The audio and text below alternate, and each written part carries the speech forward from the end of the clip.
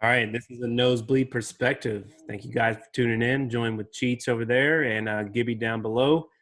Excited for this episode. We're actually going to do a all NBA episode, our first one of those. So cut us some slack. But we're deep in the playoffs now with the NBA and the NHL too. But we'll hit on that on our next episode. Um, but before we start, make sure you guys subscribe to the channel, like and share our videos. Follow us on Instagram. If you're a Spotify or a podcaster, check us out on Spotify.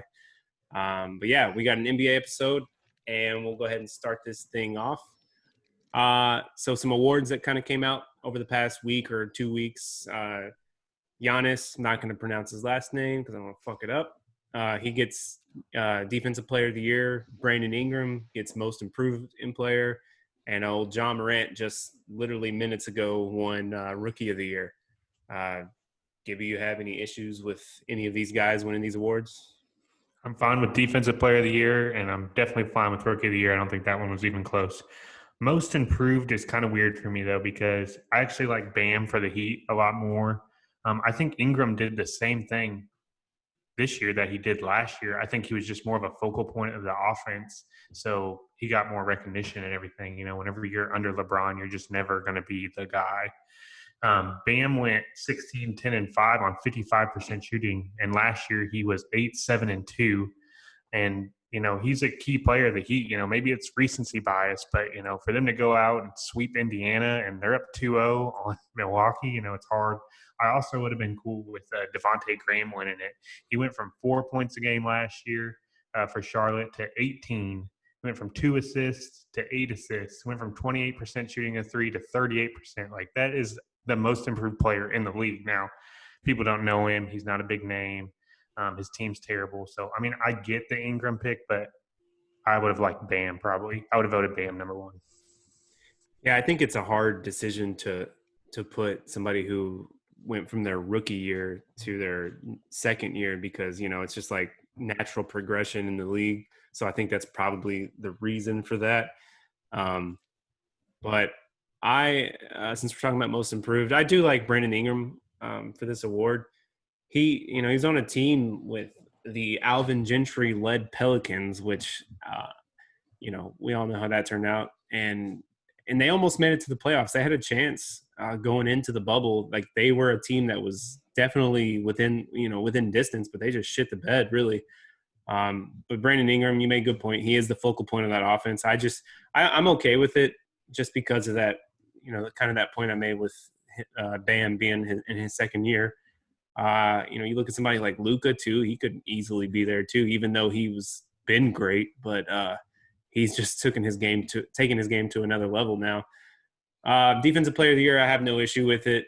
The Bucks were third in block shots this year, pretty much all because of Giannis. Rookie of the Year, Ja, I'm happy with that. I'm happy for him. He's going to be a guy who's a superstar in the NBA for years to come.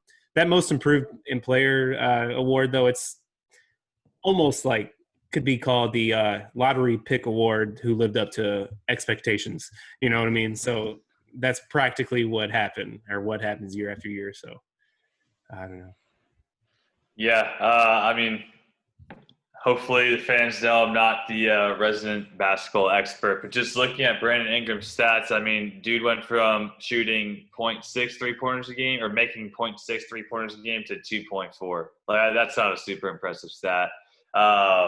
Really, the biggest jump in his game was free throws. He went from 3.8 to 5, which I'm not really impressed with either. You can make a shot when you're not being defended. So that, I don't know. Looking at this dude's stats, I don't think he's that improved. He seems like a pretty average, run-of-the-mill guy. But congrats to him for winning this award that doesn't exist in any other sport. Other than that, Giannis, any award that goes to him, he's obviously top 2 best players in the NBA right now. So good on him. And then Ja Morant, he's an absolute beast. He was a monster in college. So did you see Richard Jefferson tweeting about Giannis saying that he's a Pippen, he needs a Jordan. Oh yeah. Oh my God! I didn't see that. Everybody was commenting on that. Even LeBron got brought up into it, and he was like, "What the fuck do I have to do with this? Like, I'm just trying to like play in the playoffs." He's like, yeah. So LeBron hasn't gone zero dark 30 mode for the playoffs. I know I was about to say that too. It's probably because of the whole. Yeah, it's just the social shit. Okay. Yeah. Anyway, so a couple nights ago, the Nuggets and Jazz went 7 games, came down to the very last play. I thought it was a great series personally. It's good for basketball. I'm a big basketball guy, though, so had some rising stars in it. Jamal Murray, Donovan Mitchell. Jamal Murray has already got a big contract. I think it was like, I don't know, 4 or 5 years, $107 million or something like that. But Donovan Mitchell it's kind of been in the news that he's pretty much going to get a max deal this offseason or an extension or whatever. Gibby, what are your thoughts on old Donovan getting paid as much as he's about to get paid? Yeah, so to start, I think it was maybe one of the best opening series of all time. 2 guys going back and forth like that. I think a lot of that had to do with the defensive schemes. Like you said, you watch the games. Whenever the big guys were playing the pick and roll, they played the drop coverage a lot. Like they were letting, Jamal and Donovan shoot that 3. Like both coaches were like, if we lose these guys off 3 points off the dribble, like that's just what's going to happen. So it was exciting as a fan, but next round's going to be tough for them guys. I'm just not a believer in giving a guy that's not proven a max deal. It just really puts a strain on your whole salary cap. Donovan Mitchell's a good player. There's no denying that. And Utah is going to struggle getting free agents or attracting anyone to come out there and play. But I think he's capped on a few things. I think his passing's average. I don't know if he's ever really going to be, the guy. And I think he could be great as the number 2 guy on a team. But, maybe Utah can never get it. He's going to get the max deal just like Booker got the max deal. I don't think either one of them deserve it, though. You don't think Devin Booker deserves a max deal?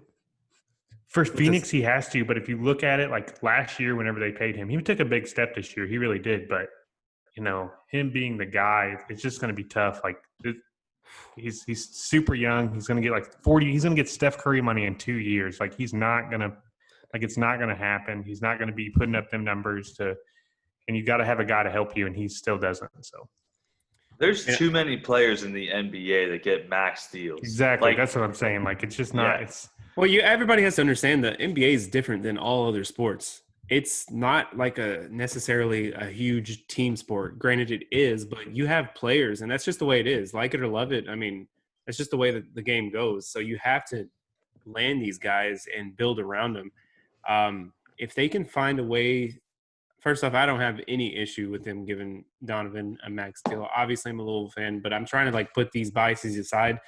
But if you've watched him, his rookie year, he didn't only lead that team, he led that team, made the playoffs, and then he won that first series against the Thunder, which was awesome. I think it was the Thunder or the Rockets. I'm pretty sure it was the Thunder, though.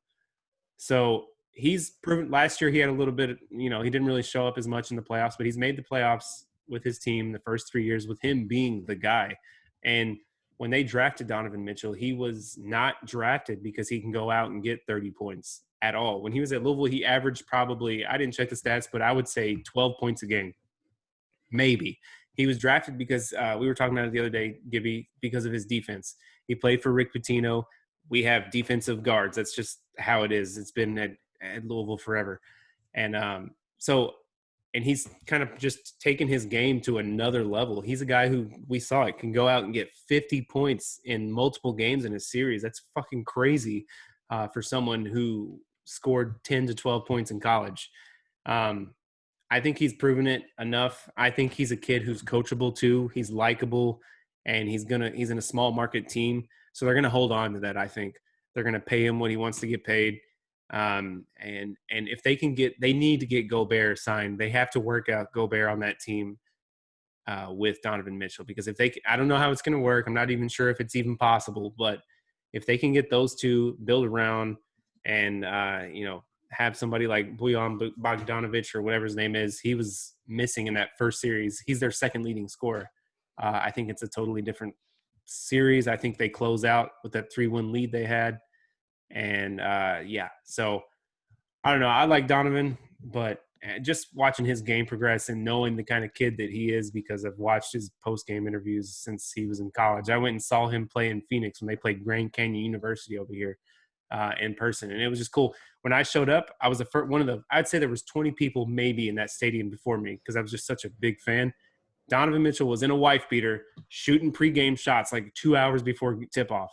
He was the only one, and I was like, why? Like, I didn't think of anything of him, and that's where I'll end my rant about Donovan Mitchell. So, Cheech, do you have anything else to add? No, I mean, it's just like I said, it's just shocking that it seems like every team feels the need to pay a player $40 million. Because that's the max deal, right? 40 mil a year. It gets to 40 mil, something like that. Yeah, it's just crazy to me that every team's like, yeah, we got a dude that's worth $40 million. Like, no, you probably don't. And like, no other team's gonna offer him $40 million. So why do you need to pay him $40 million? So I don't know. I would disagree. I think that people would pay for him. Watching him, I think they would. In free agent market? I think so. I think they would. I 100% think they will. But that's just my opinion. I think they see they see the dude. He wants to win. You could see it. The dude's crying in post game interviews because he wants to fucking win, man. Anyway, whatever. Okay. So now that the first round's over, the second round's underway in the East Coast or the Eastern Conference. They're like already game 3 and 4. Yeah, it's crazy how it kind of works. But we all had me and Gibby at least had our finals picks. I was just wondering if anything has changed now that the first round has kind of ended. I know for me, yes, I picked the Raptors to go to the championship, and I feel bad because I just disrespected the Boston Celtics and Mr. Cardiac Kimba himself. He deserves a lot more respect. And, I just kind of feel bad about that because they look good right now. They look damn good. So the Raptors are Spicy P. Siakam's really not showed up yet. In the West, I still like the Clips to make the finals just because the Lakers are, they have some issues, and I think they can get past the Nuggets because the Nuggets don't play a lot of good defense, in my opinion. And also the Heat, just to add on that, the Heat are 6-0 in the playoffs. They have some gritty players, some good players, Jimmy Butler, Jay Crowder, Andre Iguodala. People have playoff experience. I mean, Iguodala won a finals MVP 5 years ago. You got Bam, like Gibby talked about. Yep, Goran Dragic. He's been balling out, man. He's been balling. Yep, and Bam, Tyler Hero, they both have proved they're not afraid of the moment either. I think it really helps. Like they're playing in front of no fans, so it's a lot of like players like Duncan Robinson, who just kind of was. I think he was playing in the G League or whatever, 5 minutes ago. So it's just kind of cool to see these players play in front of these crowds or these lack of crowds. Sorry. So that's my opinion so far. My thoughts have definitely changed, but I think the no fans has definitely given some teams an advantage, like the Heat. Yeah, I still got it's the Clippers. To see. Yep. Sorry, I was just gonna say it's exciting to see that where players or where teams that you wouldn't expect to win are winning. I mean, we talked about it a couple weeks ago. How it's going to be the 1 versus the 2 in both conference, blah, blah, blah.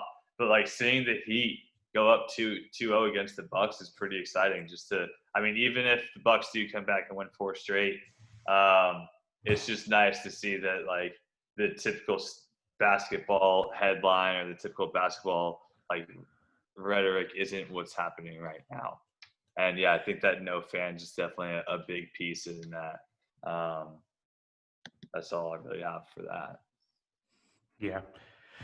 Yeah, I'm still going to go with Clips and Milwaukee. I don't know. If they don't start hitting shots, man, it's going to be rough for them to get past Miami. Honestly, they're looking pretty terrible. They're looking worse than, the Nets did against Toronto, honestly. They're not hitting anything at all. So they've got to start hitting shots, and, Miami's going to keep giving it to them until they hit it. So they're not going to just let them drive the lane. They're playing more coverage around the paint and letting them take them shots. And so far it's paying off. But if Milwaukee gets hot, then like Cheech said, they'll win 4 in a row. But Still got the Clippers winning it all because Kawhi just gets better as each round goes on. He starts actually carrying. I still don't think he carried last round, and I don't think he'll carry this round. But whenever he goes against LeBron, he'll turn it up. I mean, I think Kawhi is still averaging like 32, 33 points a game or something. Chilling. Like he's just like not even sweating. Yeah. It'll be cool to watch that series though. Because, I mean, Denver has a really good, talented team, man. They really do. They have some players, but I don't know, like Michael Porter Jr. I just don't know. I mean, he can score the ball, but he was a liability in that first series against the Jazz. He was good during the play-in games, and then he fell off. Mm-hmm. Yeah. All right. So talking about the NBA, still the Los Angeles Lakers. They were kind of the favorite, I would say, before the bubble games started to happen, and then they kind of looked like shit for a little bit during the bubble. We don't know if we should contribute that to them not caring as much because they knew once they locked up that 1 seed, which was pretty quick. It's hard to gauge. So, do you think the Lakers, Gibby, are still the clear favorite to win it all?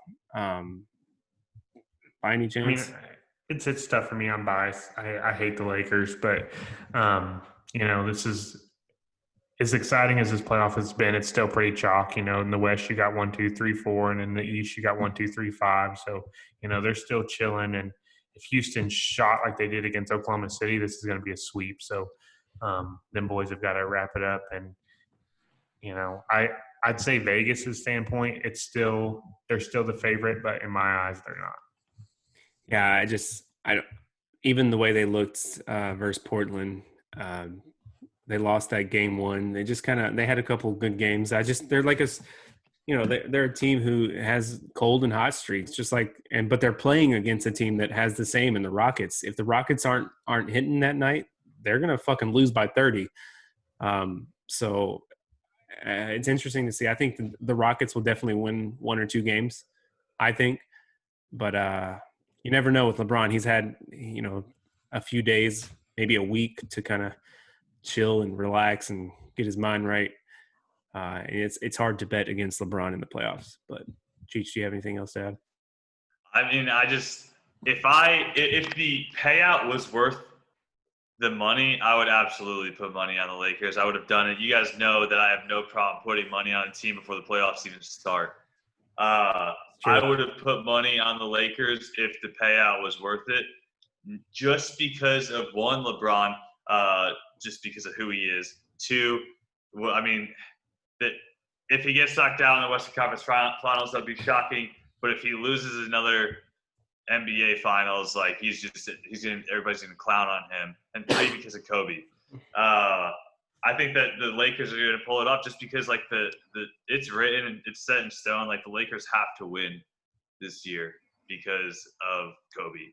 So, and it sounds ridiculous to say it, but I would have put money on the Lakers for that reason alone. I mean, okay, no, I would have put money on the Lakers because they have LeBron and because of what happened to Kobe.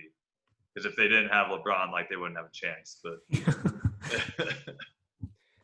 yeah, I mean, they have a tough task in front of them. I think whoever comes out of the East is going to be, ready to play for sure. I think.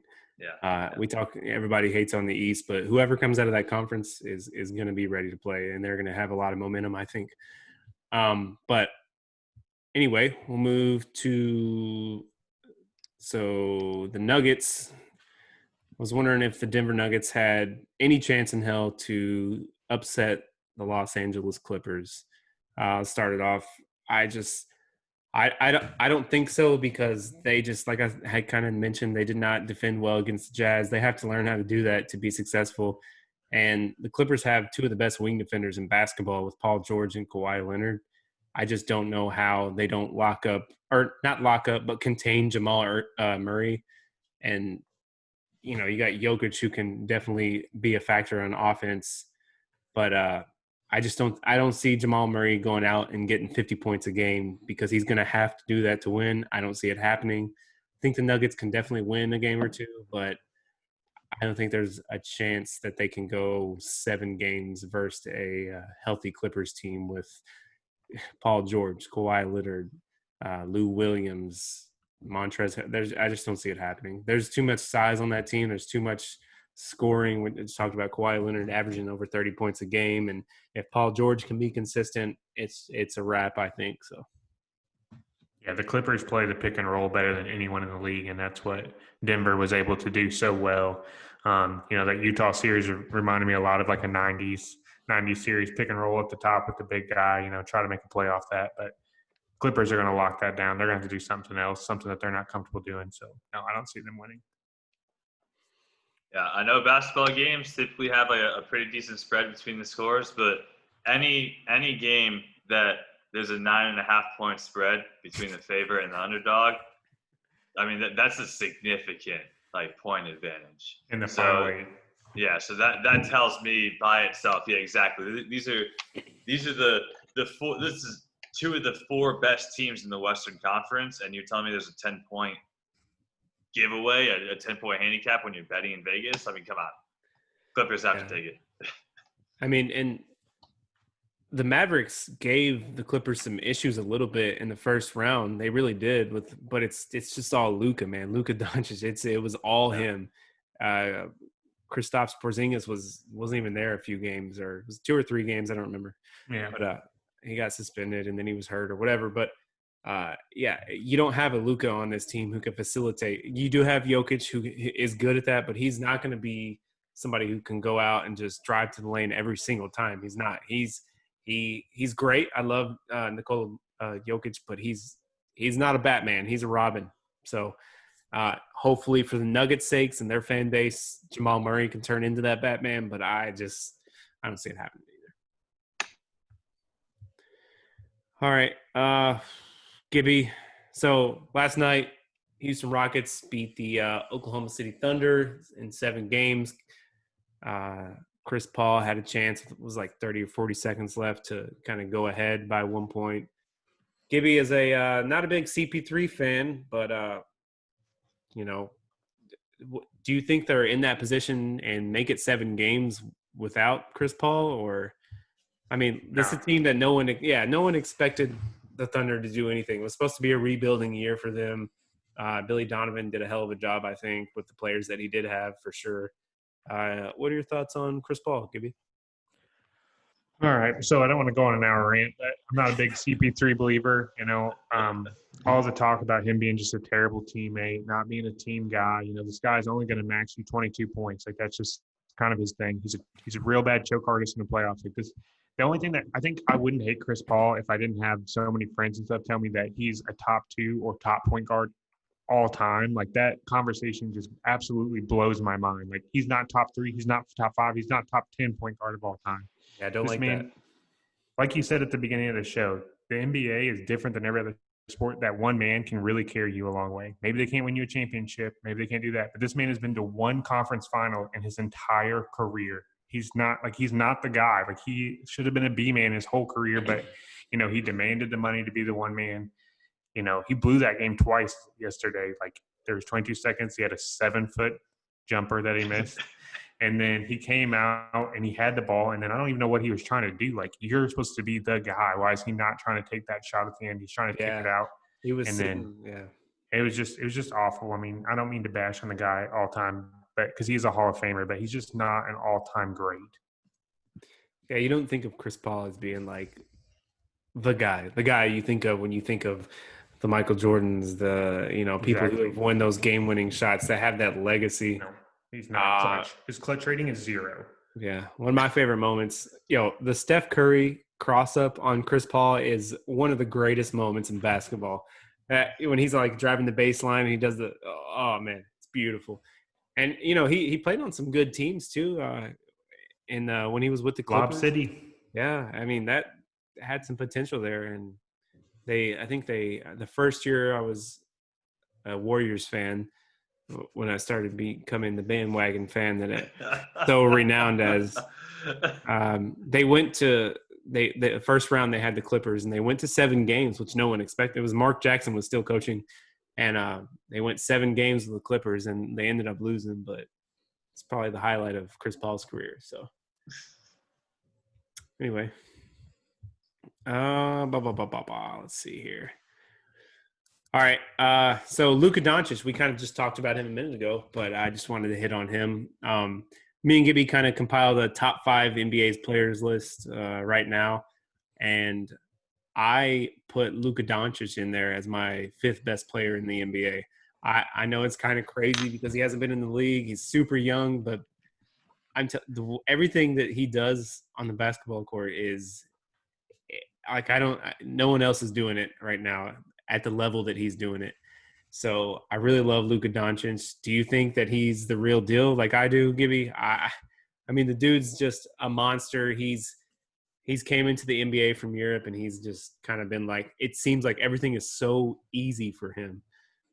And he doesn't look like an athletic person either. He looks like he, has a little bit of a dad bod, has a comb over, and just comes in and kind of like, he just doesn't look like he belongs there with these guys.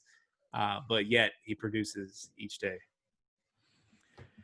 Yeah, so I try in every other sport. I feel like I'm pretty good at not being biased, but in basketball, I just am. So let me take you back a few years. The Suns draft every European coming out of the draft for 5 years in a row. Every European that's supposed to be good. The Suns finally get the number 1 pick, and there's a European out there. And I'm thinking, whatever you do, do not draft this damn European. And he has just torched my soul ever since. He is a baller. I could not imagine him and Booker together. I couldn't even imagine. So just for that hate, for me to put him in my top 10, he's got to make it out of the first round of playoffs. I don't care that KP wasn't there. I don't care about any of that. Until he gets out of the first round of the playoffs, he's not in my top 10. So he's not a top 10? What? Nope. God. Did you see what he did to that? All right. Yeah. I mean, that's fair though. I mean, because we give Lamar the same flack until he wins a playoff game. He's not good. So you gotta keep it fair and say the same thing about Luka. I mean, it is fair. I just think what he has and what he does takes him to that level. Yeah, I don't know. All right. What else do we got here? All right. So Philadelphia 76ers. So they kind of they did have some injury issues, obviously, going into the playoffs in the bubble this year. But do you think the 76ers just need to completely stop trusting the process? Where do they go from here? I'll go ahead and start off just because, like, I've felt this way for about a couple years now, at least. Ben Simmons is a guy you cannot let go of. I know he cannot shoot the ball. I know that. We all know that. Any person who even doesn't even know basketball knows that. I don't know how many threes he's taken in his career. I'd say it's under 5. But he's a guy you don't want to let go of. He's an all-star. He can really facilitate the basketball. But I think they should trade Joel Embiid and get some pieces around Ben Simmons and work that way. The way the league's progressing, the way it is, they need some shooters. We saw the success-ish that they had when they had Jimmy Butler, who's not like, a sharp shooter. He can score the basketball, but he's just like a tough player. That's why the Heat are doing so well. And you see Joel Embiid tweeting about like, oh man, what could have been if we still had Jimmy Butler? He's sent a few of those out. I don't know if anybody's seen those, but I think they should really trade Joel Embiid for this. And it's not a popular opinion among, I would imagine, 76er fans for sure. But like the trade capital you could get for this guy, I think would be astronomical. Somebody's going to pay for him. And it just takes one team. And there's teams out there who need it. And if you can get that capital and then you get some shooters around Ben Simmons, he's injury prone, man. Like, dude's been hurt the past couple of years too. So I just think they have to let him go, as painful as it might be. Yeah, I think the 76ers, there's a lot of problems there. But the thing that's crazy is that neither one of these guys are really in their prime yet. But the thing that sucks is that they both demand the same space on the floor. It's not like one guy's a spot-up shooter and one guy – like, they both need to score at the rim. So, that's what really stinks. But if you look at their contracts, Al Horford and Harris are both taking up $60 million a year for the next 3 years. If they keep them contracts, they will not be good. It doesn't matter what they do with Embiid and Simmons. Like, that's 60% of your salary gone. And then, them got, like, literally their whole salary is in 4 players for the next 3 years. So, it just – you've got to get rid of 3 of them. Like, you have to. And, Al Horford and Harris have got to be two of them in my mind. And until that happens, Philadelphia will not be good at basketball. Yeah, I just fired Brett Brown too. So Yep. see where they go. Cheech, you have anything? I just have to say, like, just looking this up and reading a little bit about Joel Embiid, it is fascinating how many articles there are about, like, different sports analysts saying the 76ers need to trade Joel Embiid. I mean, like, all you got to do is type Joel Embiid into Google, and you're going to see 36 articles saying trade Joel Embiid. And it seems like a no-brainer that the dude needs to be traded.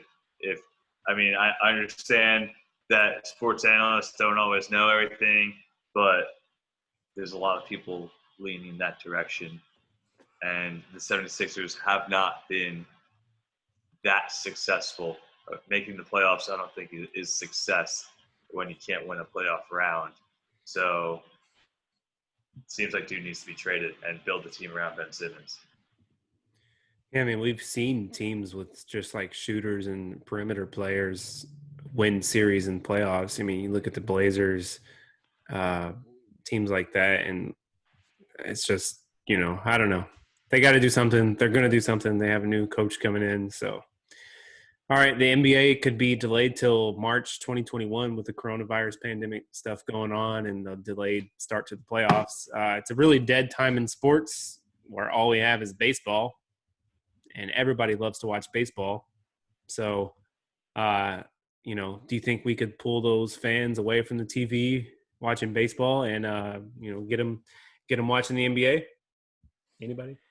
Yeah, so whichever sport does it, whether it's the NHL or NBA, that moves their schedule to right after the Super Bowl, because that's when sports fans just don't have anything else to watch, it's going to be a huge advantage for the ratings. Of course, I'm going to be biased and hope it's the NHL, but if the NBA does it, people are going to watch.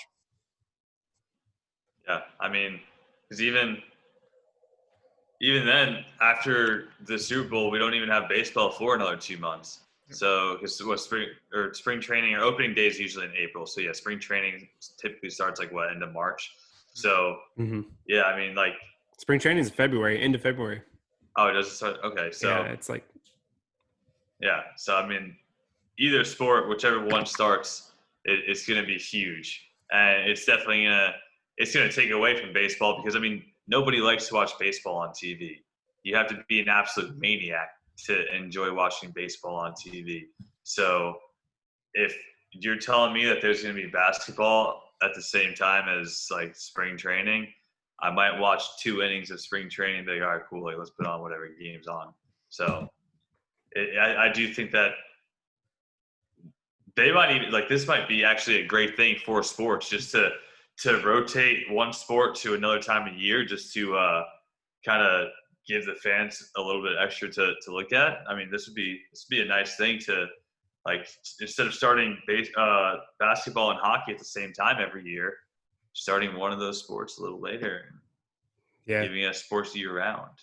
Yeah, and it's going to be just a few weeks after the Super Bowl too. Obviously, everybody's going to love football. That's never going to change, and football's going to end. And if these playoffs, I feel like as an NBA fan, they've been pretty fun to watch so far, from my point of view. So if that carries over into the conference finals and then the NBA finals, I think it'll be good because it's not a big gap between the end of basketball and when it'll start up again. Yeah. So I think people will be looking forward to it. I would definitely be watching it. Nothing else is going on except for baseball, and yeah. So, all right, just a couple more. Everyone's starting to give Damian Lillard a little bit of respect after what he's done in the bubble. What do the Blazers need to do, Gibby, to take that next step and actually make a run for a championship? They've won series in the past. Damian Lillard has sent multiple teams home. We've all seen the memes, him at the bottom of the pile just staring. He's done the wave. He's a maniac. He's a beast. He's a great three-point shooter. He's a great player in general. What do they need to do, man? So for me, I think I'm going to go opposite of a lot of people's opinion on this. I think they got to keep, Nurkic. I think he's a bigger piece to this offense than McCollum. I think they can let, Gary Jr. go in there and take that 2 spot, get rid of McCollum and get a stretch 4, a guy that can space the floor out even more for D-Lil to make some moves. So I think McCollum has actually got to be the guy to lead for this team to be successful. McCollum needs to lead or leave? Oh, leave. Oh, I thought you said lead. Okay. Yeah, so I had the same actual note on that. I think that CJ McCollum, because if you look at his numbers, especially in the playoffs, what he's producing can be easily replaced in the NBA. There's players who can go out and get 20 to 25 points a game. They're available. They're out there. So if he can go and they do, even if they could trade him for, I don't even know I have no idea when his contract's up. But if they could trade him and get a valuable, like you said, stretch forward, something, and then pick up somebody else who can go get 20 points a game. I think they need a little bit of an inside presence and somebody who can stretch the floor. I don't know if I'm sold on Nurkic as much as you, but I don't know. It's hard because Damian Lillard is so good at the sport of basketball. He's so good. I mean, we saw it in the bubble. We saw it in the playoffs. When he's on the floor, they have a chance to win. I don't care how many points they're down. He comes out and just does his thing. So I don't know. And we got Melo out there. We'll see. Oh, did you have any thoughts on that or nah? No, I mean, not really. It was honestly disappointing. I followed that 8 seed in the West just because of what the Suns were doing, and it was disappointing to see the Blazers pull it off and then win Game 1, and then the Lakers take the next 4. Yep. So yeah, something needs to happen with the Trailblazers. I don't know what it is. I mean, this year they didn't have a good regular season. Obviously, that's why they ended up in the position that they were. If they had a really good regular season, there would not be so much buzz and hype around this Blazers team because they wouldn't be right outside the bubble fighting for their life to get in. So yeah. All right, we're going to end this episode with one more topic, courtesy of Gibby's Phoenix Suns. So Gibby, what do the Suns need to do to make a run and continue their success after going undefeated in the bubble? Would they go 8-0? Yep. 8-0. So they got a lot of confidence behind them, I'm sure. They have to, right? I mean, they have to. More than ever, I would say, with the team that they have. Yeah, and they're pretty much going to return almost the same team next year. But you know how you guys were last episode, we were talking about how the Jags, they don't need to rebuild the players, they need to rebuild the ownership. Well, it's the same with the Phoenix Suns. The ownership doesn't care about winning. They know people in Phoenix are going to want to come in and get some nice air conditioning and watch some basketball when it's 120 degrees outside. I've said this before, I'm not a Ricky Rubio guy. If you notice, I think point guards have to score. I don't like CP3. I don't like Ricky Rubio. I think point guards in this league today have to score, and neither one of these guys can do that. I think they get rid of him, and they try to get a 3-and-D guy. I love Kelly Oubre. I really do. But that man didn't play in the bubble, and they went 8-0. So do the math. Ricky Rubio gone. Kelly Oubre, love him to death. Send him out of there too. Try to get a 3-and-D guy and, help out Booker as much as you can. You see, I mean, it's a good point about Oubre because I like Oubre too. I think people like in Washington love Oubre because he was good over there too. But I just think they need time. They have a superstar in Devin Booker. I don't care what Gibby says. 10 years. It's been 10 years. All right, but they haven't had time with this team.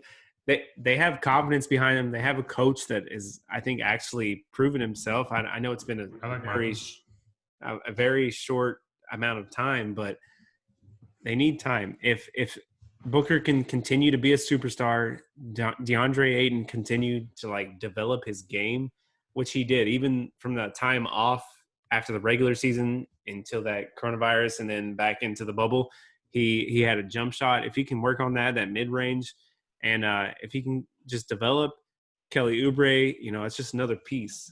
They can be good. Ricky Rubio, I like Ricky Rubio. I'm not mad at that point guard. I think he's good for that team. You need somebody who's going to keep them level. He can go out. He's only going to get 9 to 14 points a game or something. But he's a good facilitator. I like him. He's been in a lot of playoff situations, not deep, but Cam Johnson too, another piece of that puzzle who needs time. If he can be a lethal 3-point shooter and an offensive weapon, I think they can definitely be a good team. But he's a how tall is he? Like 6'10", 6'9"? I don't know. He's pretty lengthy. Yeah. So he can also be a weapon on the defensive side too. Maybe if they can sign somebody to be a weapon off the bench, a sixth man, come in and get 15, 20 points a game. But I think you should have a little more confidence in your team, Gibby, because I think they're on the right trajectory. This new coach. I know it's been a long time, but Heard it.